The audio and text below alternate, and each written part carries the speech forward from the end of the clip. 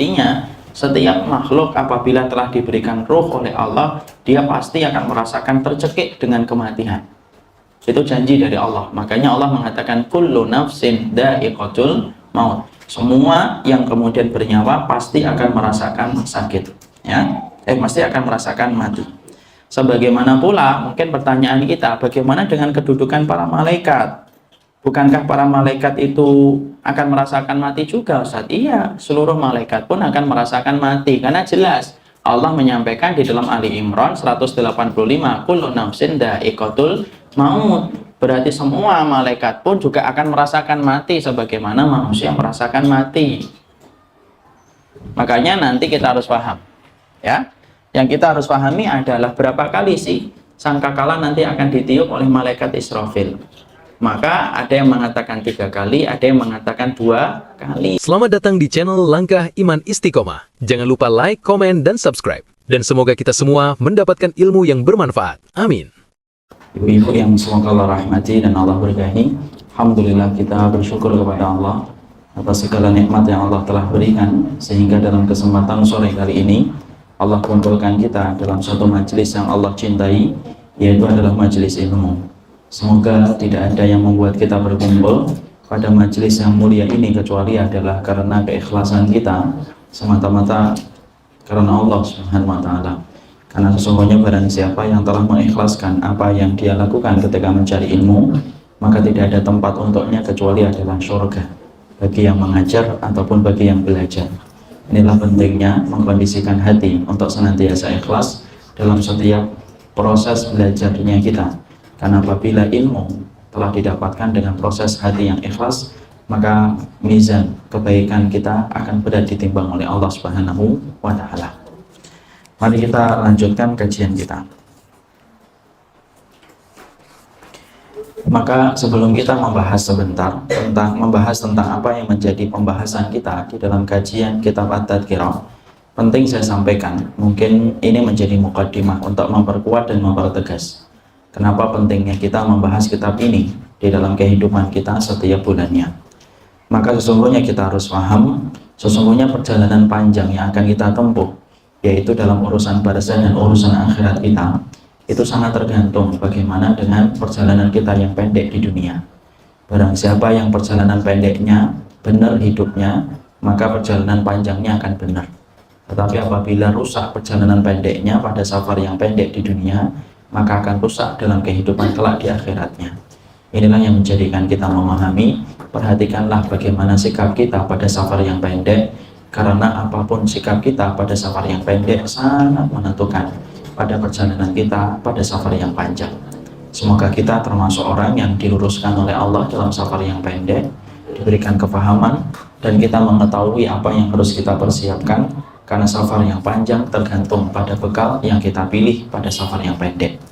Itulah yang menjadikan kita mengkaji tentang kitab At-Tadhkirah, supaya mempersiapkan ilmu yang mampu merangkai amal perbuatan menjadi bekal dalam kehidupan kelak kita di akhirat. Maka kita buka halaman yang keberapa kemarin? Hah? Cepat juga ya.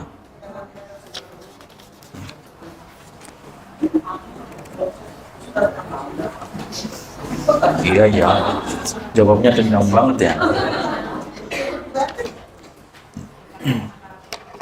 Ya.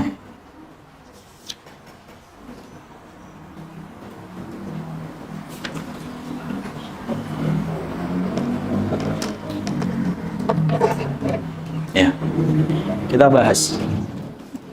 Di dalam pembahasan kita, dalam kesempatan kita sebelumnya, kita telah membahas bahwasanya setiap orang pasti akan merasakan sakaratul maut. Hanya satu makhluk yang tidak merasakan sakaratul maut, mereka yang mati dalam keadaan mati syahid. Mereka lah yang tidak pernah merasakan sakaratul maut, sebagaimana Nabi mempertegas dan memperkuat apa yang beliau sampaikan dalam riwayat Muslim, sesungguhnya kematian mereka kamasil qarsah, kematian orang yang mati syahid sebagaimana kematian ketika mereka digigit semut. Tetapi para nabi dan para rasul lainnya, mereka merasakan sakaratul maut. Bahkan Rasulullah pun merasakan sakaratul maut, karena tidak ada orang yang dibebaskan dari sakaratul maut kecuali adalah mereka yang mati dalam keadaan berjuang membela kalimat Allah, tidak pernah merasakan perihnya sedikit pun dari proses sakaratul maut. Mungkin kemarin kita juga mempelajari kenapa para nabi dan para rasul diberitakan oleh nabi, diberitakan oleh hadis-hadis yang disampaikan oleh para sahabat, bahwasanya seluruh para nabi dan seluruh para rasul mereka mendapatkan sakaratul maut. Karena sesungguhnya kalau kita berpikir secara logika, harusnya orang yang paling layak dibebaskan dari sakaratul maut adalah para nabi dan para rasul, karena mereka adalah orang yang beriman kepada Allah secara sempurna dan bertakwa secara maksimal. Tapi justru kita mendapati kabar-kabar yang telah kita bahas dalam kesempatan kita sebelumnya.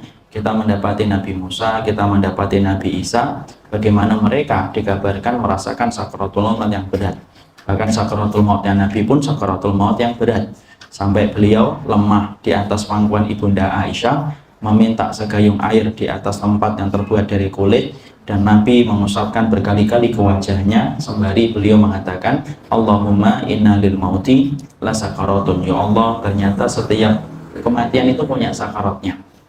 Di situ kita mendapati faedah, kalaulah para nabi dan para rasul saja mereka diberikan oleh Allah dengan sakaratul maut, padahal mereka nabi dan rasul yang tingkat keimanan dan makomnya jauh lebih tinggi daripada kita, maka sesungguhnya sakaratul mautnya nabi memberikan pelajaran besar dalam kehidupan kita. Apalagi kita. Makanya apa alasan untuk tidak bersiap-siap tentang satu kepastian yang akan datang, yaitu adalah tentang kematian yang akan dilewati dengan proses sakaratul maut. Makanya Masya Allah, inilah yang menjadikan akhirnya kita merenung gitu. Kita harus paham apa itu perkara-perkara yang bisa meringankan kita dalam proses sakaratul maut. Contohnya orang-orang yang menjaga iman, tidak mencampurkan imannya dengan kesyirikan, senantiasa mengucapkan kalimat-kalimat thayyibah, merupakan perkara-perkara yang masih bisa kita maksimalkan sebelum hari kebangkitan itu, sebelum hari pencabutan nyawa itu datang. Kenapa? Karena sesungguhnya tidak ada yang kita inginkan kecuali diringankan bagaimana sakitnya kita, dan kita betul-betul ketakutan dan khawatir apabila kita dicampakkan oleh Allah dalam satu kondisi yang disebut dengan su'ul khatimah setelah merasakan sakaratul maut. Cukuplah orang itu disebut merugi, itu bukan ketika dia kehilangan dinar, bukan pula kehilangan dirham, tapi cukuplah orang itu dibilang merugi ketika dia merasakan beratnya sakaratul maut, lalu ditutup beratnya sakaratul maut, ditutup dengan su'ul khatimah. Kenapa? Karena sesungguhnya sakit yang berat yang dia rasakan tidak berujung manis pada lapangnya urusan barzah dan pada bahagianya dia dalam urusan mahsyar. Tetapi kalau ada orang yang merasakan sakaratul maut lalu mendapatkan su'ul khatimah, maka sempit barzahnya, sempit pula kehidupan akhiratnya. Makanya Masya Allah, hati-hatilah terhadap rasa sakit yang mana pasti kita rasakan, dan itu menjadi tambah berat ketika seseorang mendapatkan su'ul khatimah. Sebelum kita melanjutkan tentang proses apa yang dibahas oleh Imam Al-Qurtubi, saya mencoba menyampaikan kepada umat. Ada sebuah kisah nyata yang terjadi, yaitu ada bapak dan ibu yang datang ke rumah. Ada bapak ibu yang datang ke rumah menceritakan kepada anak beberapa waktu yang sudah agak lama. Ketika mereka menyampaikan, Ustaz, kakek kami dalam keadaan nazak berhari-hari, tidak meninggal-meninggal. Saya kaget kan ketika beliau menyebutkan kata nazak, karena saya tahu nazak itu bukan perkara yang ringan, tetapi nazak merupakan proses pencabutan ruh dari jasad, itu nazak. Maka sebelum beliau melanjutkan ceritanya, saya ngomong, saya bicara sama beliau, Bapak tahu nggak nazak itu apa? Tahu Ustaz. Nazak itu proses dicabutnya ruh dari jasad. Kemudian saya ngomong, tanda-tandanya apa, indikatornya? Indikatornya kan sudah Ustaz sering sampaikan, di YouTube juga ada, yaitu melihat mata ke atas, tidak sadar, kemudian seakan-akan matanya melihat tempat yang jauh. Indikatornya juga dia tidak merespon apa yang kita sampaikan, tidak mengenali kembali anggota keluarganya. Oh iya, betul itu. Dan semua itu telah didapatkan oleh kakek saya ketika proses ini. Saya kaget. Sudah berapa hari Bapak kayak gitu? Sudah beberapa hari tidak meninggal-meninggal. Saya kemudian berpikir sederhana, Masya Allah ya, sakitnya kayak apa? Padahal kemudian proses sakaratul maut 1-2 jam saja kita sudah terasa berat, membayangkan aja ngilu. Membayangkan ngilu. Ini sampai beberapa hari tidak meninggal-meninggal dalam kondisi matanya merawang ke atas, minum sudah tidak bisa, makan sudah tidak bisa, tapi juga tidak lekas meninggal. Maka kemudian akhirnya saya coba untuk melihat apa sebabnya. Lalu di antara pertanyaan yang saya ajukan kepada Bapak tadi, Pak, kakeknya kira-kira suka dengan barang-barang syirik atau enggak. Mistik, mungkin barang-barang yang diagungkan, kemudian benda-benda yang dia sakralkan, dan ternyata jawabannya persis dengan apa yang saya duga. Ternyata betul, dia memiliki barang-barang mistik, barang-barang yang dia sakralkan, dia sanjung-sanjung barang itu. Dan dia memiliki tempat di dalam rumahnya yang memang tidak semua anggota anak-anaknya boleh untuk menjamah tempat itu. Dan ternyata memang betul. Nah, ketika saya tahu, akhirnya saya ngomong, ya sudah Pak, coba nanti disampaikan ke salah satu ustadz nih, saya kasih nomornya, coba bagaimana baiknya kalau sudah Bapak ngobrol dengan beliau. Dan ternyata ketika kemudian sudah ngobrol, akhirnya saya berikan nomor teleponnya dan qadarallahu ma yasha. Sampai kemudian akhirnya selang 1 hari 2 hari saya mendengar dari beliau, bapaknya itu yang menjadi anaknya kakek tersebut meninggal dunia. Tapi akhirnya saya berkesempatan untuk ketemu, dan ketika saya berkesempatan untuk ketemu dengan dia ustadznya, setelah cerita, gimana ustadz kemarin? Masya Allah ustadz, banyak barang-barang syiriknya, mistik-mistiknya. Ya kita hancurkan sehancur-hancurnya, baru setelah itu kemudian kita mendapati dia meninggal dunia. Walaupun tidak ada satu patah kata pun yang mau diucapkan oleh lisannya ketika meninggal dunia. Di situ kita ngambil pelajaran apa Ibu? Ibu, saya dan Ibu beriman, Rasulullah beriman. Itu saja sakaratul mautnya berat. Tapi kemudian kita bisa bayangkan bahwasanya orang yang melakukan kesyirikan itu tidak main-main. Makanya betul apa yang dikatakan oleh Rasulullah ketika Nabi SAW pernah melihat ada seorang sahabat yang memakai kalung atau gelang, di mana itu merupakan dari perbuatan sihir. Kemudian Nabi berkata kepada sahabat itu, inza'ha, kamu cabut, kamu lempar, kamu buang itu. Fa'in mutta ala dzalika, kalau kamu sampai mati membawa itu, maaflah tak abadan, kamu tidak akan pernah beruntung selama-lamanya. Makanya sahabat tadi dilepas, dibuang langsung. Disitulah kita mendapati syirik itu penyumbang terbesar jatuhnya seseorang kepada su'ul khotimah. Kalau kemudian kita terkadang ngomong, Ustadz, kok ada itu tetangga saya kafir tapi tidak su'ul khotimahnya kayak berat kayak gitu, padahal dia kafir nih, misalkan dia agamanya Nasoro, tapi matinya kok gampang gitu. Bahkan anggota keluarganya merasakan mudahnya anggota keluarga itu meninggal dunia. Nah kan jawabannya sudah dikasih sama Imam Qurtubi. Kalau ada orang kafir yang jelas-jelas kafir, tapi kok kemudian sampai kok dia matinya kelihatannya gampang, itu karena pada dasarnya Allah menggampangkan ia ketika mati supaya melipat gandakan adabnya dan siksanya kelak pada waktu hari kiamat. Makanya ibu-ibu kan sering kan baca iklan itu di Kompas atau di media-media kan di belakang itu, telah berpulang ke rumah bapak dengan tenang, kan tidak ada kan dengan berantakan, tidak ada. Itu karena kalau ada yang meninggal dalam kondisi yang semacam itu, karena sesungguhnya Allah meringankan. Ketika Allah meringankan, karena pada dasarnya Allah melipat gandakan kelak pada waktu di akhir. Ya. Jadi kalau ada kita melihat ada orang kafir kok meninggalnya malah gampang, ada orang kayak Nabi malah sulit, jangan kemudian kita merubah kebenaran, salah. Karena apa? Sesungguhnya orang yang diringankan matinya ketika dia kafir, jelas-jelas kafir kepada Allah, maka sesungguhnya tidaklah diringankan matinya kecuali karena Allah ingin melipat gandakan kelak pada waktu adabnya di akhirat. Dan kalau Allah sudah melipat gandakan, tidak ada siksa yang paling sulit, tidak ada siksa yang paling berat kecuali siksa itu ditahan di dunia tetapi ditimpakan di akhirat. Makanya Masya Allah, kita berlindung diri dari semua dosa yang kemudian akhirnya mengundang makarnya Allah dan mengundang siksanya Allah, lalu kemudian diberikan kepada kita nanti di akhirat, kita berlindung diri dari itu. Makanya kita meminta kepada Allah supaya kita selalu diringankan dalam setiap kesalahan kita untuk kembali kepadanya. Disitulah kita paham bagaimana kesyirikan itu menjadi salah satu penyebab kontribusi sulitnya orang mati dalam keadaan husnul khotimah. Makanya tidak boleh main, tidak boleh main-main. Aduh, capean saya. Jadi tidak boleh kemudian main. Bahwasanya masalah kesyirikan itu merupakan satu perkara yang tidak ada harga tawarnya. Putih-putih, hitam-hitam, tidak boleh abu-abu. Kalau masalah fikih masih ada abu-abu, kunut atau tidak kunut. Saya tidak kunut sih, tapi kalau saya di belakang imam yang kunut, saya akan kunut, karena kunut menghormati pendapatnya Imam Syafi'i dan pendapatnya Imam Malik rahimahumullah. Tapi kalau saya jadi imam, saya tidak kunut. Itu masalah fikih. Di situ ada bahasa akhlak, di situ ada bahasa kemakrufan. Kalau masalahnya adalah fikih, ketika terjadi perbedaan yang ada di antara para ulama. Tapi kalau masalah akidah itu harganya tetap tidak ada harga tawar dan tidak ada perbedaan di antara para ulama.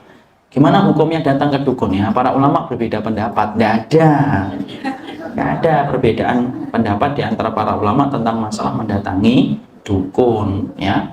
Pendapat itu jelas. Maka disitulah yang menjadikan kita lalu berpikir bagaimana syirik itu merupakan perkara yang mengekalkan pelakunya di dalam neraka. Dan kita yang harus pahami adalah orang yang syirik itu saya akan menjelaskan dulu sebentar. Orang yang syirik itu banyak yang tidak merasa kalau mereka itu syirik. Karena sesungguhnya kaum musyrikun yang hidup pada zaman Nabi sadar kalau mereka syirik? Ya tidak sadar. Wong mereka sering mengatakan mana butuhum illa liyuqarribuna ilallahi zulfa. Dalam surat Az-Zumar ayat yang ketiga, Allah mengabadikan perkataan orang-orang musyrikun. Ketika orang musyrikun itu dikatakan oleh Nabi, kalian ini berbuat syirik sama Allah. Lah orang-orang musyrikun itu protes. Kok kami dikatakan syirik toh? Mana butuhum, sesungguhnya kami itu tidak menyembah patung. Tapi sesungguhnya kami itu menyembah kepada patung itu bukan menyembah, tetapi mendekatkan kami kepada Allah. Berarti orang-orang musyrik pada zaman Nabi itu sadar nggak kalau dia melakukan kesyirikan? Tidak sadar. Makanya yang kita khawatirkan kalau kita tidak paham syirik, bisa jadi mungkin ada kesyirikan yang kita lakukan tanpa kita sadari dan menjadikan iman kita menjadi rusak dan menyumbang kematian su'ul khotimah dalam kehidupan akhir kelak kita nanti. Makanya Allah sampai kemudian berkata di dalam surat Yusuf 106, wa ma yu'minu aktsaruhum billahi illa wa hum musyrikun. Sampai Nabi mengatakan tidaklah kebanyakan manusia ketika mereka beriman, kecuali ketika mereka beriman mereka mencampurkan iman mereka dengan kesyirikan. Coba, artinya banyak orang yang mereka itu merasa beriman tapi tidak sadar kalau iman mereka telah tercampur dengan kesyirikan. Saking kentalnya antara kesyirikan dengan keimanan, kadang-kadang batasannya tipis. Nah, tapi gimana ya, kita harus paham, kita harus ngerti supaya tidak boleh main-main dalam perkara yang bersifat kesyirikan, karena penyumbang kematian paling parah dan paling pedih itu adalah kesyirikan yang menyebabkan terhapus segala amal ibadah kita. Makanya kita harus paham, tidak semua orang yang melakukan kesyirikan sadar posisi syiriknya. Tapi banyak orang yang melakukan kesyirikan itu merasa kami beribadah kok dikatakan syirik.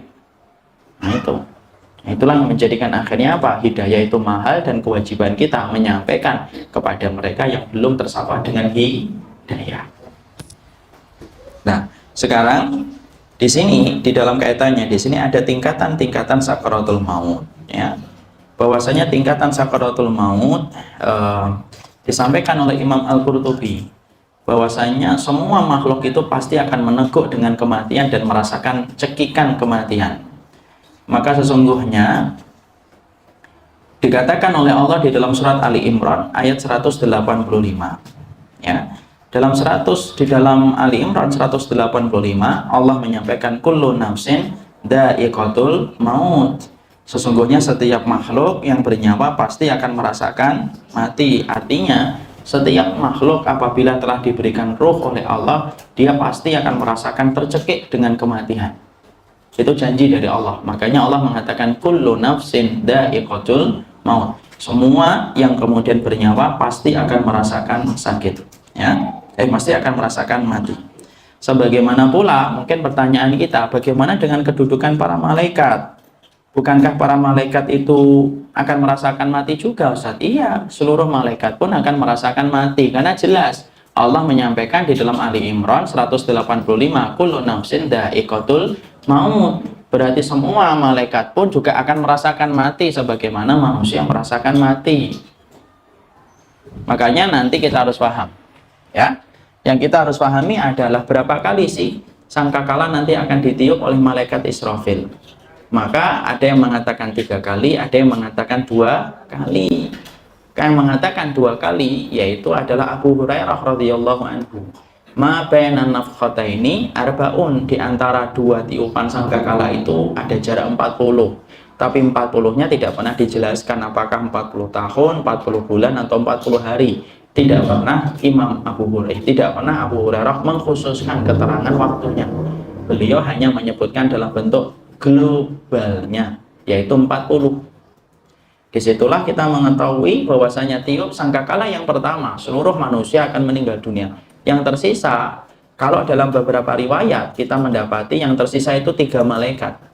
Dalam riwayat yang disampaikan dalam riwayat At-Tabari. Apa itu kemudian yang pertama? Yaitu siapa itu yang pertama? Yang pertama adalah malaikat Jibril. Malaikatu Jibril. Yang kedua yaitu adalah malaikat Israfil. Yang ketiga adalah malaikat maut, ya. Itu kemudian yang akan tersisa. Seluruh malaikat yang lainnya gimana? Ya udah dikatakan yang tersisa itu yang lain mati. Namanya yang tersisa kok. Berarti yang lainnya meninggal dunia? Iya, meninggal dunia. Semuanya. Karena kemudian Allah menyampaikan wa kullu man 'alaiha fan. Kita buka dulu ayatnya. Dibuka ayatnya sudah? Iya, belum ayatnya.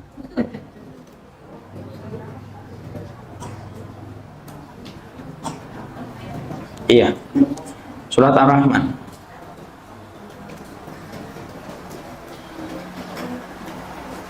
Ayat 26.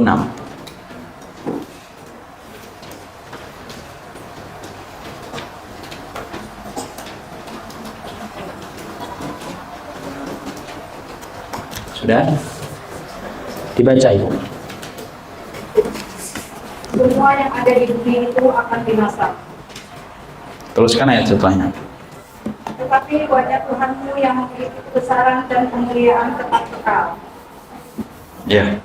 Maka di situ ini menjadi sebuah dalil bahwasanya malaikat-malaikat pun walaupun mereka memiliki kedudukan yang tinggi dan posisi yang tinggi dan makom yang agung di sisi Allah Subhanahu wa taala, maka sesungguhnya malaikat pun akan merasakan mati. Kenapa? Karena kita disampaikan oleh Allah, diberikan ilmu. Surat Ali Imran 185.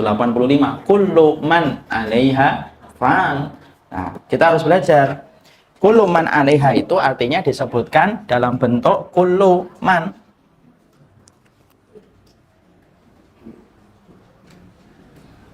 Hah?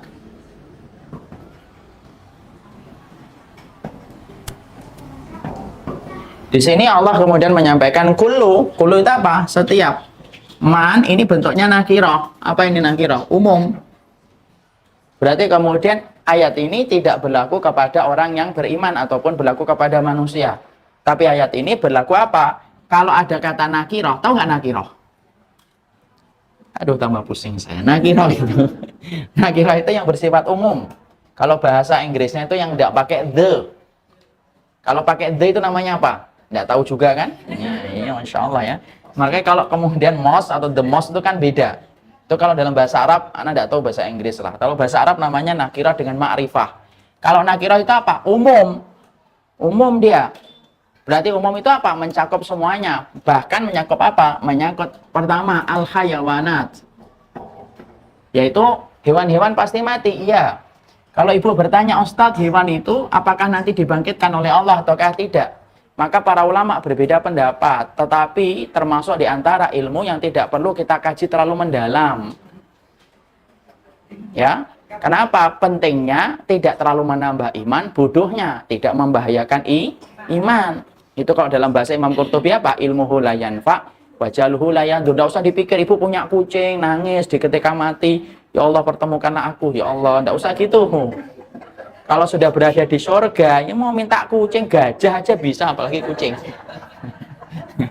Ya, karena saya pernah ditanya di Pamulang itu, saya punya kucing mati Ustadz, bisa nggak ketemu? Ya Allah ibu mikirin suaminya kek, mikirin anaknya, mikirin kucing, ya Allah. Yang lebih baik mikirin apa? Orang-orang yang jelas. Tapi yang namanya di surga itu apapun pasti akan kembali. Kok apapun? Ya, pasti dapat. Yang kedua apa? Al-insan. Kemudian apa? Al-jan. Kemudian apa? Al-malaika. Mereka semuanya mati. Iya, semuanya mati. Bahkan jin-jin mati. Jin-jin mati lah. Tidak ada yang tersisa semuanya. Jadi tiupan sangkakala ketika menegaskan ayat ini, itu tiupan sangkakala itu tiupan yang mencakup semuanya. Bukan hanya mencakup kata manusia, tetapi mencakup kepada jin.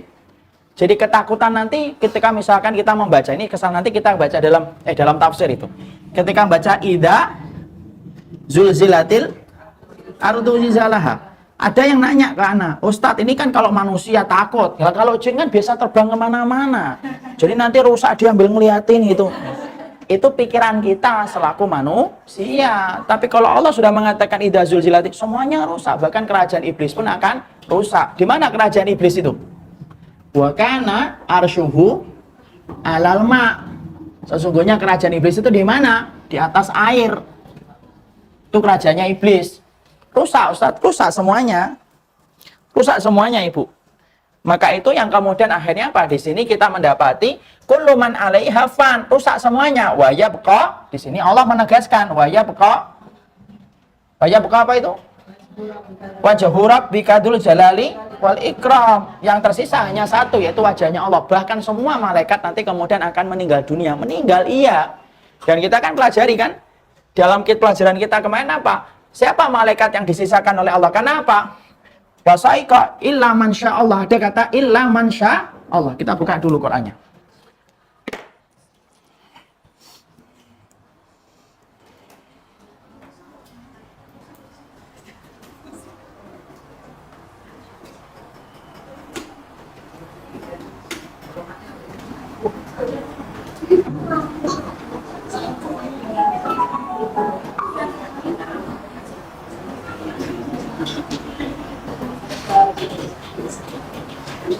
Surat An-Naml dibuka 87 atau Az-Zumar aja 68.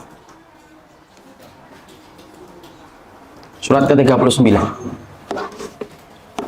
Dan sangkakala pun ditiup, maka matilah semua makhluk yang di langit dan di bumi, kecuali mereka yang dikehendaki Allah. Nah, bentar. Sudah ketemu belum? Sudah ketemu belum? Udah. Apa sih?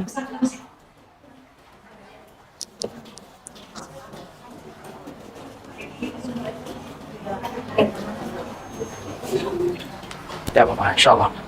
Tadi apa? Dibaca ayatnya.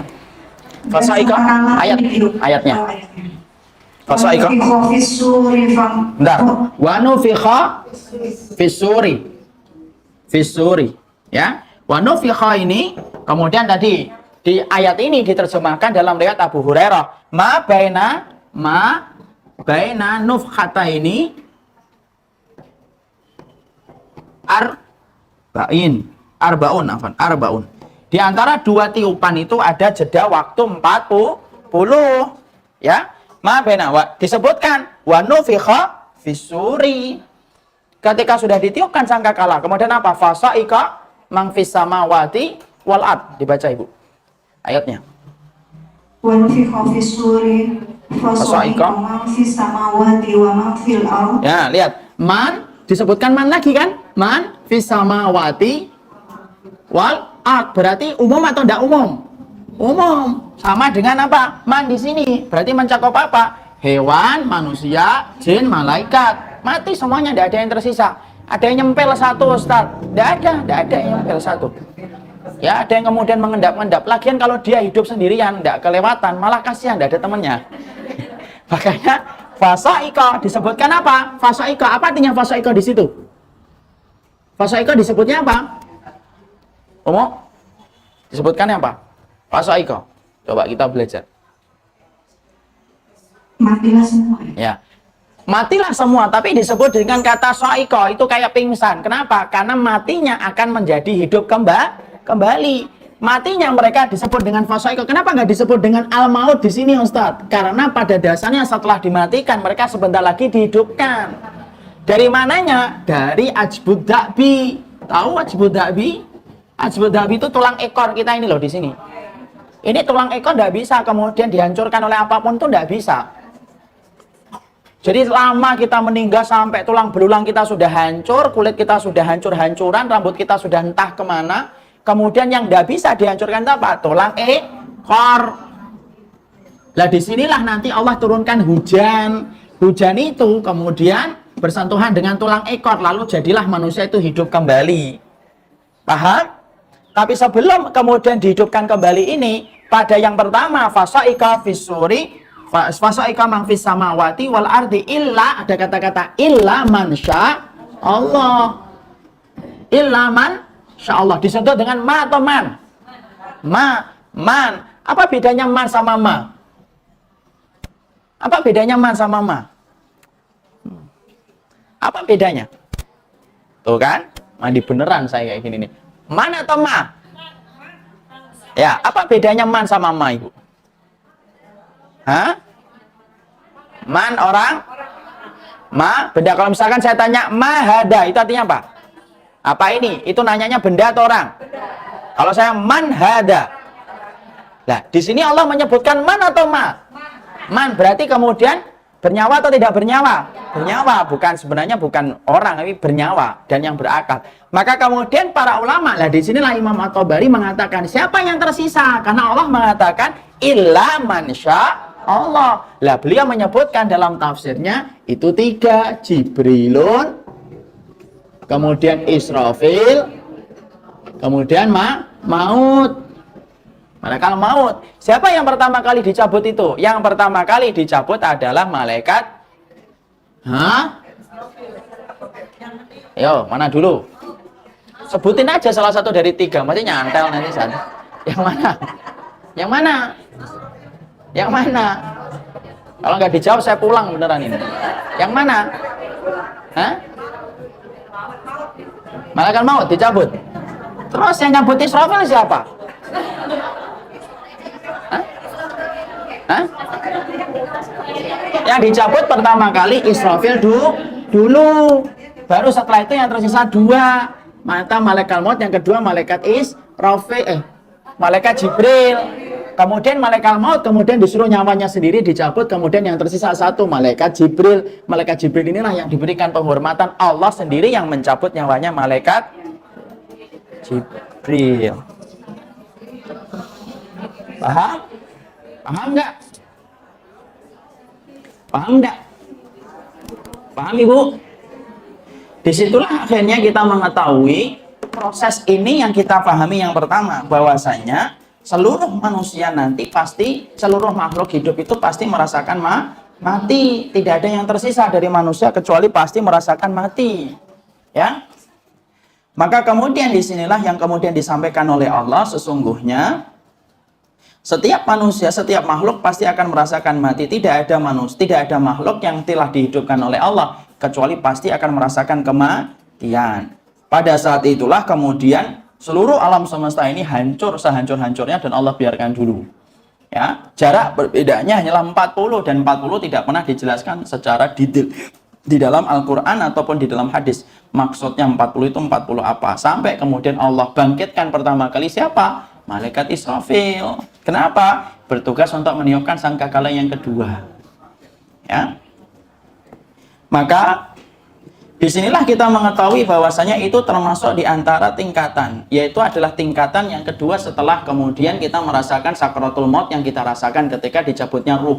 Jadi tingkatan yang sakaratul maut itu sakaratul maut yang pertama, yaitu sakaratul maut ketika kita meninggal, dan tingkatan sakaratul maut yang besar yaitu adalah ketika alam semesta dihancurkan oleh Allah Subhanahu wa Ta'ala. Dan yang tersisa itu hanyalah para malaikat yang ditentukan oleh Allah sesuai dengan kehendaknya, dan itu adalah 3 sebagaimana riwayat yang disampaikan dalam riwayat Imam At-Tabari. Sekarang setelah kita mengetahui tentang tingkatan-tingkatan itu, maka kemudian kita membuka pada halaman ke-58. Maka sesungguhnya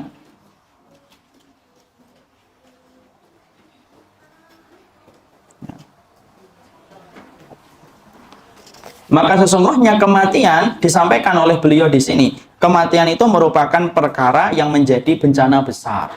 Nah, sekarang kenapa sampai Imam Qurtubi menyampaikan maut itu bencana besar? Kita sampaikan di sini. Ini sudah ya?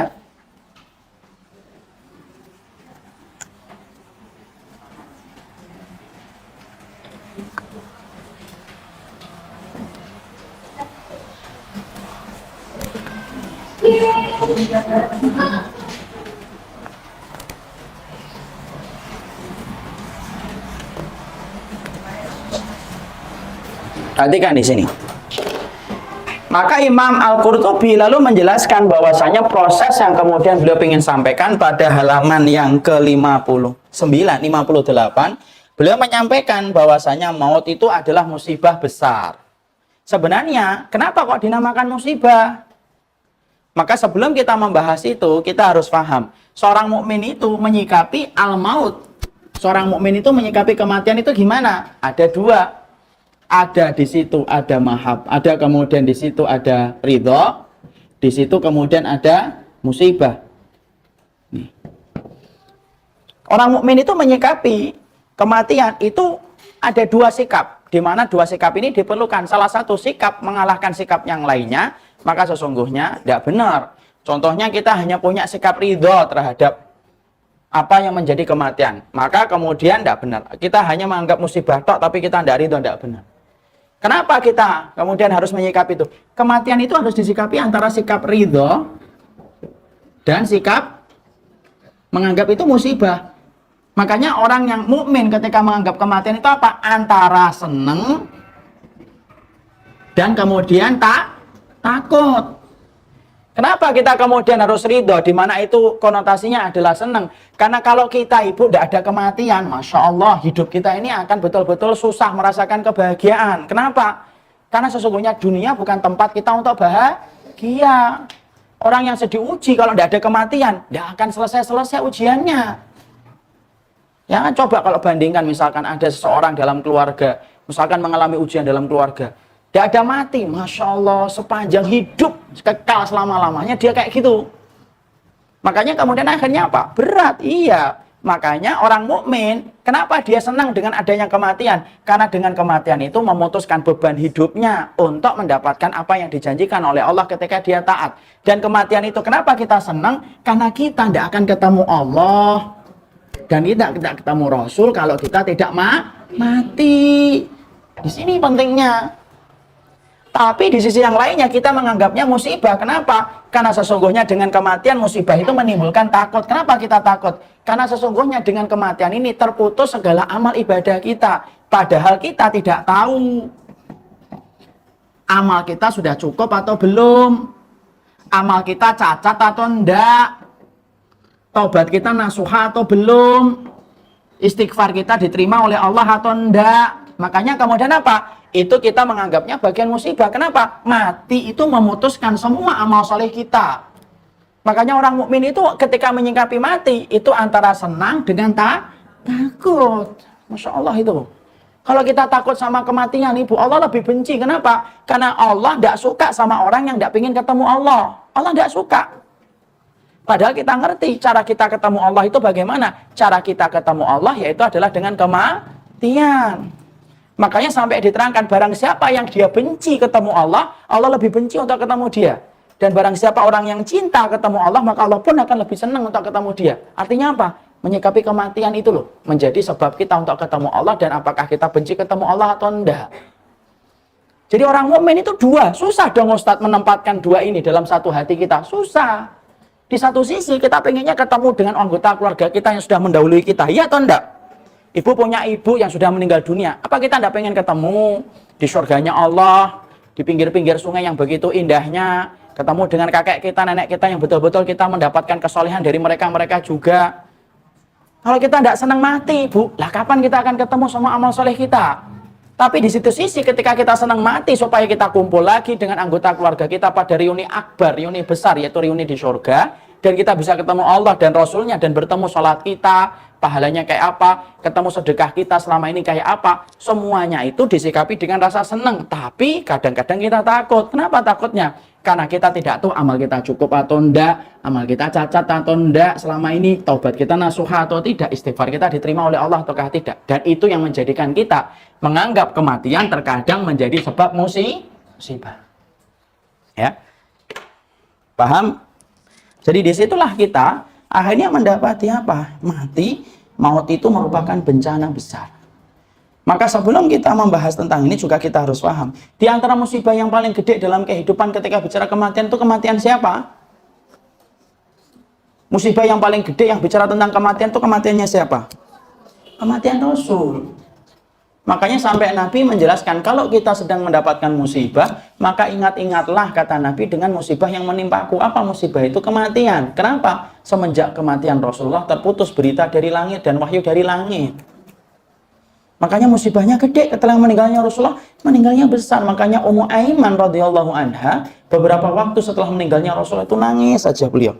Ketika nangis, terus kemudian akhirnya ditanya sama Abu Bakar dan Umar, kenapa engkau nangis kepada Rasulullah kah? Iya, karena setelah kematian Nabi, terputuslah segala berita yang datang dari langit setelah wafatnya Rasulullah Shallallahu Alaihi Wasallam. Nah, disitulah kita paham bagaimana kemudian kematian merupakan perkara antara musibah dengan sebab kebaikan. Jadi sebab kebaikan itu kematian. Kalau kita tidak mati, ya nggak akan ketemu lagi, Bu. Dengan amal soleh kita, dan dengan kematian orang yang lapang akan tidak jadi sombong ketika dia ingat mati, dan orang yang sedang ujian maka dia merasa bisa menghibur dirinya, halah sabarnya juga sebentar, nanti kalau sudah mati ataupun dia mati selesai. Akan apa? Ridho terhadap apa yang dia terima. Makanya Masya Allah disebutnya musibah. Kenapa kematian kok disebut musibah, Ustaz? Kematian itu disebutnya musibah karena sesungguhnya kematian itu mengingatkan kita bahwasanya banyak amal kita yang akan terhenti setelah kita meninggal dunia.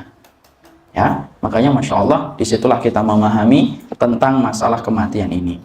Nah, beliau ini menyebutkan tentang satu riwayat, tentang riwayat kematian, tetapi saya tidak mendapati bagaimana dalilnya, apakah sahih ataukah tidak. Di sini diceritakan tentang Harun ar-Rasyid, bagaimana kemudian beliau ketika dalam keadaan sakitnya yang luar biasa. Ya, maka kemudian disitulah kemudian Harun ar-Rasyid merupakan salah satu khalifah, ketika sakit keras maka dia meminta untuk didatangkan dokter dari Persia. Maka dokter itu meminta supaya diperlihatkan kepadanya air seninya ar-Rasyid serta air seni beberapa yang lainnya, baik yang sakit ataupun sehat. Maka dia meneliti air seni yang berada di dalam botol yang disediakan. Maka dia meneliti air seninya, yaitu ar-Rasyid. Dia menyeru kepada pemilik air seni ini supaya menulis wasiat. Kekuatannya telah memudar, bangunan fisiknya telah runtuh. Jadi dokternya dari Persia itu sebelum didatangkan kepada Harun ar-Rasyid rahimahullahu ta'ala, maka dia minta, tolong antarkan saya itu air seninya ar-Rasyid, Harun ar-Rasyid. Maka ketika didatangkan kepada sang dokter kemudian berkata kepada yang memiliki air seni ini, cepat-cepatlah untuk menuliskan wasiat. Ketika dokter itu hendak meniti air seni, tiba-tiba terdengar surat iqamat, maka dia pun pergi. Ternyata di sana ar-Rasyid telah putus asa dengan kondisinya dan dia bersenandung, yaitu di dalam syairnya. Sungguh tabib dengan ketabibannya dan obatnya juga ternyata tidak mampu menahan ajal manusia bila ia telah tiba. Sebenarnya perkataan ini Ibu juga memberikan pelajaran besar sama kita. Apa Ibu? Wa idza jaa ajaluha la yastakhiruna sa'atan wa la yastaqdimun. Kalau ajal itu sudah datang, tidak mampu dimajukan dan tidak mampu dimundurkan. Kenapa pentingnya kita harus paham ini dengan benar, Ustaz? Iya, kalau tiba-tiba ada sesuatu yang berkaitan tentang kematian orang yang kita cintai, jangan nyalahin apa-apa kecuali kita sudah yakin itulah bagian dari ketetapan ajalnya. Ya, karena saya pernah merasa digoda sama setan itu kayak gitu, Ibu. Jadi ketika ibu meninggal dunia, kadang saya berpikir, coba kalau saya begini, coba kalau saya bawa ibu ke sini. Dan ternyata kita sering tidak menyadari itu merupakan bisikan dari setan. Kadang-kadang saking cintanya kita kepada seseorang, kita berhasrat, berandai-andai, mampu memanjangkan umurnya, dan kita lupa betul bahwasanya ajal itu telah ditentukan oleh Allah. Kadang-kadang kita bawa ke dokter, ternyata dibawa ke dokter tersebut meninggal. Dan ketika kita mendengarkan cerita dari teman kita setelah beberapa bulan, kita mendengar teman kita punya sama seorang ibu yang ternyata sakitnya sama dengan ibu kita, tapi datang ke dokter yang lainnya, sembuh. Kadang-kadang setan masuk ke pembuluh darah dan ngomong, coba kalau ibu dulu dibawa ke dokter ini saja. Padahal kalau kemudian itu merupakan bagian dari bisikan setan. Ingat Ibu, perpisahan itu bukan ketika salah satu orang yang kita cintai meninggal dunia. Bukan. Tapi perpisahan itu apa? Ketika ibu dan orang yang ibu cintai punya tujuan yang berbeda, maka itulah berpisah. Yang satu ke surga, yang satu ke neraka, itu baru berpisah. Tapi kalau tujuan kita sama-sama satu, yaitu adalah surga, kalau ibu kita meninggal dunia, ibarat kata dia jalan lebih dulu jam 9 pagi, adapun kita nanti jalannya jam 1 siang. Tapi sampai enggak? Sampai. Kalau sampai ketemu, ketemu. Yang kemudian berpisah itu apa? Berangkat sama-sama jam 9, yang satu ke Jakarta, yang satu ke Surabaya. Enggak akan ketemu. Makanya hakikat perpisahan itu apa? Hakikat perpisahan itu adalah ketika yang satu ke surga, yang satu ke neraka. Ya, maka di situ kita mendapati apa yang terjadi kepada Hasan Al-Basri, kepada Harun Ar-Rasyid. Maka mendengar kematian, akhirnya kemudian meninggal dunia. Maka kemudian disitulah orang itu gempar ketika mulai mendengar berita desas-desus tentang kematian Harun Ar-Rasyid yang menggemparkan halayak ramai. Maka Harun Ar-Rasyid meminta didatangkan seekor keledai untuk membawanya pergi. Dan ternyata kedua pahanya lunglai. Maka dia berkata, turunkan aku, benarlah orang yang gempar itu ketika mereka meributkan kematianku. Selanjutnya dia minta beberapa lembar kain kafan yang dipilih yang paling menarik. Ini artinya apa? Mempersiapkan mati termasuk hal yang diperbolehkan. Dan termasuk diantara perbuatan sunnah. Maka kemudian dia memerintahkan supaya digalikan kuburan tepat di depan tempat tidurnya. Dipandangi dalam-dalam kuburan itu, lalu dia berkata, hartaku tidak ada gunanya, kekuasaanku telah hilang. Malam itu juga Harun Ar-Rasyid meninggal dunia. Ya, disitulah kita mendapati tentang musibah. Makanya Imam Qurtubi mengatakan maut itu bencana besar. Bencana apa? Karena menghentikan semua amal aktivitas kita dan menghentikan kenikmatan-kenikmatan sifat sementara yang kita peroleh dalam hidup. Maka Imam Qurtubi lalu berkata, sesungguhnya kematian itu menjadi perkara yang sifatnya menjadi musibah ketika kita tidak bersiap-siap di dalamnya. Maka di dalamnya kemudian ada riwayat, yang riwayat ini saya tidak tahu, riwayat dari Ali bin Abi Thalib. Saya masih mengkajinya, karena saya belum tahu riwayat ini sahih atau tidak, saya tidak menyampaikannya. Jadi inilah yang menjadikan akhirnya kita paham pada halaman ke-58 dan 59 Imam Qurtubi mencoba menyampaikan kepada kita sesungguhnya kematian itu adalah maut, adalah sebuah musibah. Adapun kalau kita kembalikan kepada pengertian supaya paham, kematian itu disikapi antara ridho karena sesungguhnya di situ menjadi jembatan untuk bertemu dengan amal kita dan bertemu Allah dan Rasulnya. Tapi di satu sisi kita menganggapnya musibah. Kenapa kok maut itu musibah? Ya, karena dengan kematian kita tidak tahu bagaimana kita beramal kembali setelah diwafatkan oleh Allah. Sehingga orang mukmin ketika menyikapi kematian antara gembira dengan rasa takut. Gembira karena itulah saat dia bertemu dengan amalnya, takut karena dia memikirkan bagaimana nasibnya kelak ketika berdiri di hadapan Allah. Barakallahu fikum. Sekarang kita buka 62. Kematian adalah kafarah bagi setiap muslim. Apa itu penjelasannya dan uraiannya? Nah, itulah yang kita bahas dalam kesempatan berikutnya. Barakallahu fikum, ini yang dapat kita sampaikan. Semoga Allah memberikan kepada kita kebaikan dan keberkahan. Sabar. Iya. Tidak ada yang ditanyakan? Oh, ada. Ibu-ibu ada yang bertanya. Assalamualaikum warahmatullahi wabarakatuh. Salam. Aku Ustaz, mau nanya, Anda memiliki seorang kakak, beliau wafat tahun 2005 pada tanggal 5 Maret. Tapi beliau itu memiliki catatan, tepatnya tanggal 1 Maret 2005 tentang kerisauan hatinya. Itu kapan itu? Sebelum meninggal? Sebelum meninggal, beberapa hari sebelum meninggal. Sakit kah? Tidak, kecelakaan kerja. Oh. Tapi di catatan terakhirnya itu tentang kegalauan hatinya itu dia Sudah nikah atau belum? Belum. Nah, itu galau biasanya. Jadi pertanyaan hatinya tuh kayak terbuka gitu katanya. Terus kalimat terakhirnya, dan inilah yang menjadi penentu tanggal 5 Maret 2005. Tepatnya 5 Maret 2005 beliau wafat. Itu gimana ya Ustaz? Maksudnya apa emang benar ada maksudnya Ngerasa? Enggak lah. Tapi kok dia bisa Itu ada perkara yang kita tidak tahu penentu itu, misalkan dia lagi ngapain, pengen barang apa atau apa, ada sesuatu lamaran yang dia sedang tunggu dari seorang akhwat, yang mana akhwatnya mengatakan tunggu ya 5 Maret jawabannya.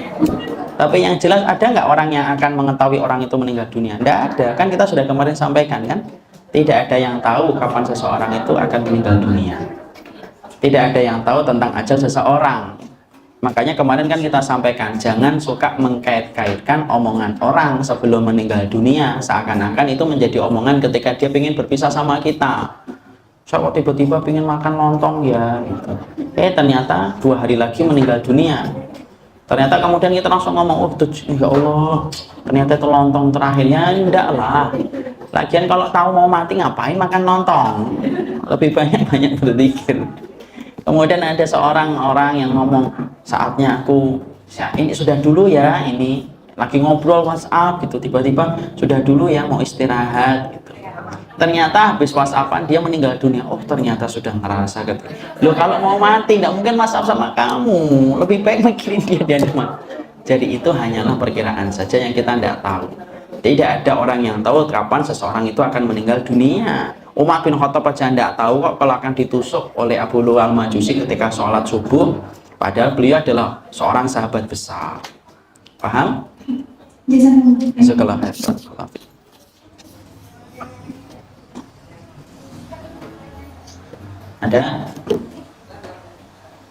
Ada? Kalau tidak ada jangan diada-adakan. Bid'ah namanya. Jadi ini yang dapat kita sampaikan di dalam pertemuan kali ini. Bukunya sudah pada punya ya Bu ya? Insya Allah. Buku saya ketinggalan di sini nggak? Enggak ya? Enggak. Jadi Allah semoga memberikan keberkahan atas apa yang kita pelajari. Semoga Allah memberikan kebaikan. Subhanakallahumma wa bihamdika asyhadu an la ilaha illa anta astaghfiruka wa atubu ilaika. Assalamualaikum warahmatullahi wabarakatuh.